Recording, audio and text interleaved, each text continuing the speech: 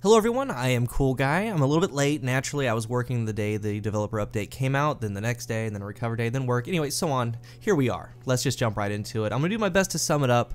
I'm sure you've read it and heard it 1,000 times from other, content creators. The main goal is to get my thoughts. And I did have a script written out for this, and the commentary is gonna be a little bit off, but I think it's the best way to go about this one. Read some notes, give some opinions. There's probably gonna be a couple ums in here. Don't get mad at me. There's also some things from past updates that I do want to read as well. Let's get something clear. The update has promising things in it. Things to be excited about, but it's not all kittens, rainbows, and sunshine. There are some glaring issues with it. And if you follow me, you know that I love this game. The idea of this game, I want it to be the best. And before we start, a thank you to Chris Barrett for giving us this developer update. Going forward, that communication is key, man. 100% needed. He starts off by saying that they are doing, and they're not just listening. Let's see. Talk about Eververse changes. Now, here's the deal with Eververse, and it's something that irritates me to no end. And let's remember the whole idea about Eververse. And I've kept quiet about this up until now. Now it's time to get my full opinion. Here's the paragraph I want to read. The original intent of Eververse from Deej, like way back in 15. Our plan is to use these items to bolster the service provided by our live team for another full year. As they grow and create more robust and engaging events that we'll announce later on in the year, it has been and continues to be our goal to deliver updates to this game. Going forward, our live team is looking to grow beyond vital updates and improvements to focus on world events, experience, and feature requests. Let that sink in. How exactly does that relate to Destiny 2? I mean, with what they're saying, it's not like a one-up to the player. Like, we're giving you a good pat on the back with this one. It's plain necessary what they're doing. Now, things like ghosts, sparrows, ships, it's going to be tied to achievement loot pools, gameplay paths for the items. Basically, the Ingrams and everything is going to have a clear path to obtain them. Honestly, I hate the idea of Eververse. In no place does Tess Everest and Eververse fit into my looter shooter, because what's in there is just plain loot, and loot should be obtained by shooting things, not silver. I'm pretty passionate about that, and I haven't really spoken about that. I will say that I'm glad that they are finally, in a lot of ways, removing that paywall pathway. It's necessary because it's straight up infuriating. Let's give a clear and transparent example here, right? Guys, we have the Dawning Ghost. That's like a rare sighting of an exotic ghost in the game. It grants extra loot benefits from public events.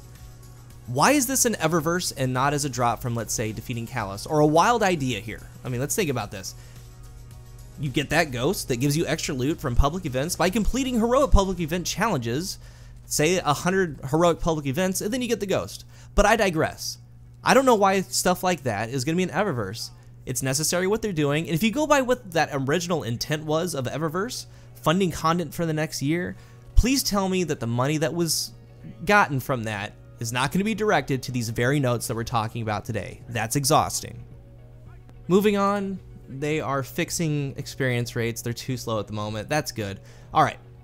Starting January 20th, we're going to be seeing Masterwork Armor. Now, the main perk on those is you get increased damage reduction when you're super. So all of us gunslingers unite. I mean, what's that even like? Not being paper mache to an energy weapon. but like, in all seriousness, it's really good for PvE, man. Like, when you're in those boss encounters, it's going to be good. When that reduction is going to be huge, trying to get your super out to take out some ads or to get some damage on a boss and not just get melted. And it also kind of makes me wonder how the Striker is going to be in PvP with that Masterwork Armor reduction with the damage.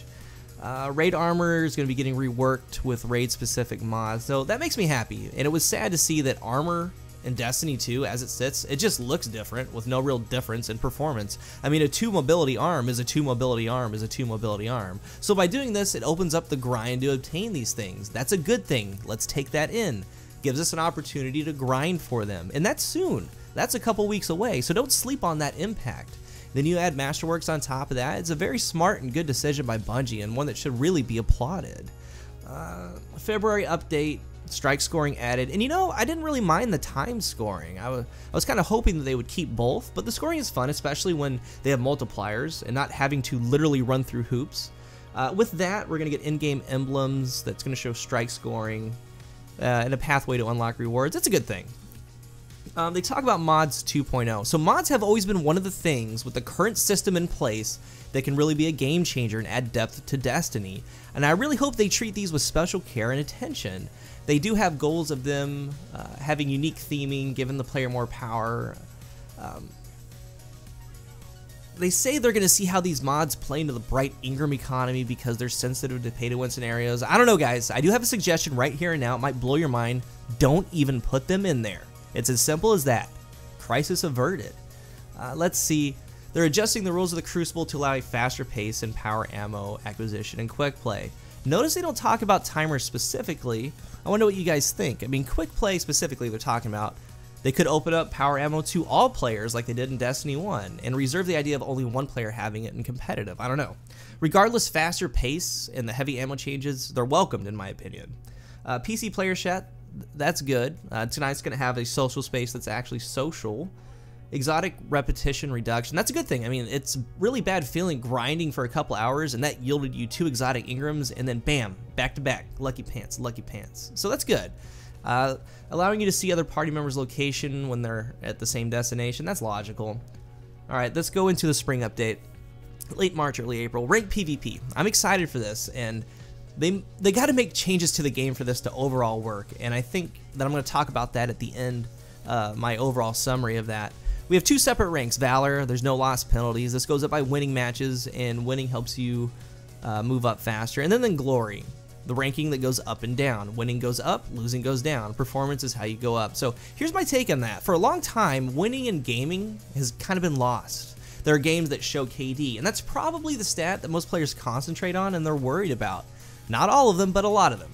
It reminds me of 2 games, Halo and Overwatch, because in Halo 3, KD wasn't shown in the game. It showed wins out of games played. So if you looked at a combat record of a Halo player and say he's won 2,000 of 2,200 games, you don't need to look at that dude's KD. That should tell you right there you're getting ready to get rolled because it was win-based. And then you have Overwatch with SR or skill rating. You go into competitive, and when you win, your SR goes up. If you personally did really well that game, it goes up a little bit more. Now, if you lost, SR goes down. Boom, simple. And Overwatch is really, I think, what they're going for here. I do have high hopes for it, and I hope that there's going to have unique rewards. Private matches are coming. That's good. Maybe some of the top guys can stream some scrims, especially with how they balance the game, and maybe we can all have a little bit of fun in there. Working on addressing quitting in the Crucible. That's cool. 6v6, they talk about 6v6, and I'm happy that it's coming back, but again, we're going to talk about that a little bit later as an overall deal with this update. It's huge for the game, especially when they said 110% that they're not committed to 4v4 and 6v6 would never happen. That kind of tells me that someone stood up in the studio, put their foot down, and they're saying this is what they want, this is what we need to do. And I would kind of assume that 4v4 would be competitive only and have its own separate quick play playlist. Additional highlights. Okay, one of the biggest lines in the updates left out, sandbox adjustments, which they will share as they get closer to Season 3. Again, we're going to wrap that up at the end. Exotic weapon and armor pass, changing them to make them feel more powerful. That's good. Skip. Multi-wheel emote, skip. Alright, fall 2018 or sooner. Item collection rewards. To be honest, I hate to say it, I miss and like record books in hindsight. I mean, those were legit. I kind of like those. Weapon slot and archetype improvements. And that's another big line that's crucial and it has been left without clarity. That could mean a lot of things. Additional PvP, Crucible playlist, Rumble. That's huge. Huge, guys. But again, a ton of things need to change. Things as simple as like recovery. We're going to go over that in a little bit. Better clan rewards, masterwork exotics, pinnacle weapon and gear improvements, Trials of 9 improvements. Shaders and dismantling, that's legit. The future of guided games, addressing solo versus fireteam matchmaking, that's legit. Alright, let's close this out. I want to point out what I think happened and really think about this. All the quality of life adjustments that we saw in Destiny 1 were created by a live team, and the majority of Bungie was working on Destiny 2, and with that, it was already kind of set in stone with their development plan, their direction. That's why some of the changes that we wanted didn't really make it into Destiny 2. The game had that different direction. Some of these things have failed. And their answer, for the most part, from what they're telling us, is revert back to some of the highlights from Destiny 1. Some of this, again, I mean, the only word I can really think of is it's exhausting.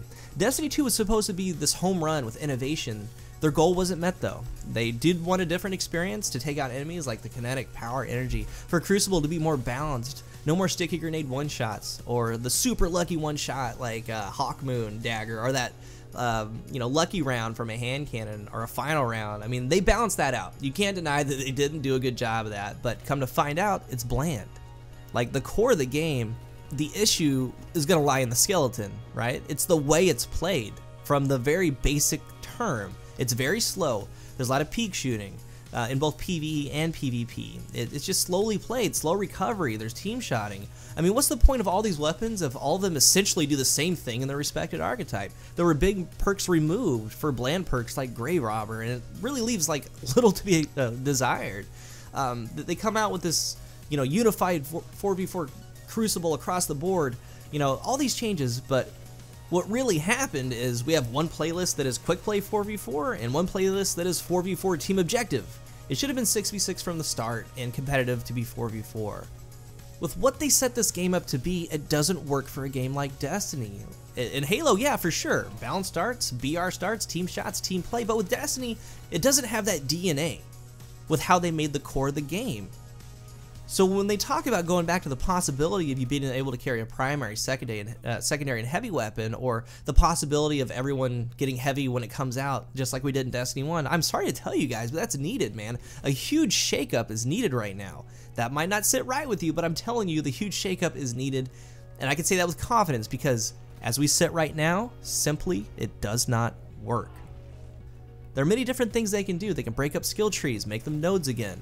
So it gives the player a little bit, different variety and set up different builds, make the time to kill faster, up the recovery, so on and so forth. Change around kinetic, primary, special, power, heavy, whatever it is. I don't care. All I know is that I miss Destiny, and the thing about Destiny is that everyone has their predetermined idea of what Destiny exactly is. Maybe it was Taken King Destiny, Random Roll Destiny, Final Round Destiny, Hand Cannon Meta Destiny. Like, I miss a fire team of 6 just plowing into a boss with a Galahorn. I miss getting actually excited to get a weapon. I miss going into a strike playlist for like a Grasp of Malak with counterbalance. I miss winning 4v1 situations like against all odds when I really shouldn't have because I was making plays, or one of these perks really kind of showed up at the right time.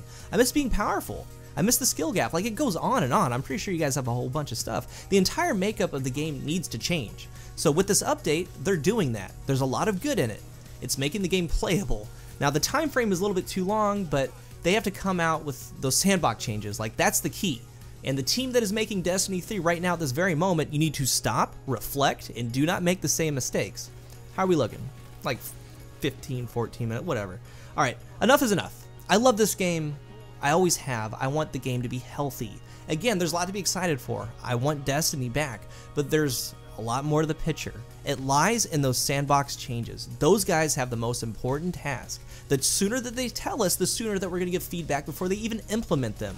There's going to be people that love what they're going to do. There's going to be people that hate what they're going to do. However, whatever they do needs to make the game better, and when it happens, when the dust settles, you need to ask yourself, is it a better game than it is exactly right now in early 2018? So if you guys made it to the end, you rock. Here's for a better tomorrow. Please remember to rate the video, and until the next one, I am Cool Guy.